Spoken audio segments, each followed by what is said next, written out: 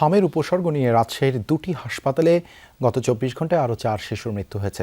এছাড়া হামের উপসর্গ নিয়ে সিলেট ওসমানী মেডিকেলে মারা গেছে ৪ মাস বয়সী এক শিশু।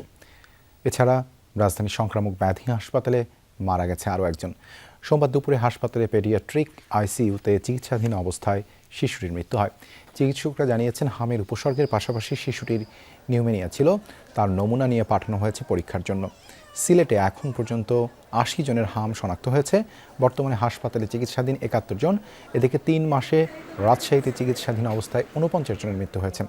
২৪ ঘন্টায় রাজশাহী মেডিকেলে নতুন রোগী ভর্তি হয়েছে ২০ জন। চিকিৎসা শেষে হাসপাতাল ছেড়েছেন ৫ জন। ময়মনসিংহ, চাঁদপুর, বরিশাল সহ বিভিন্ন জেলায় হাসপাতালে হামের উপসর্গ নিয়ে আরও নতুন রোগী ভর্তি হয়েছে। এদিকে দ্বিতীয় দিনের মতো দেশের ১৮ জেলার ৩০ উপজেলায় চলছে হামের বিশেষ টিকাদান কর্মসূচি। টিকা পাচ্ছে ৬ মাস থেকে ৫৯ মাস বয়সী শিশুরা। আগামী ৩ মে থেকে দেশজুড়ে হামের টিকাদান কর্মসূচি শুরু হবে বলে জানানো হয়েছে।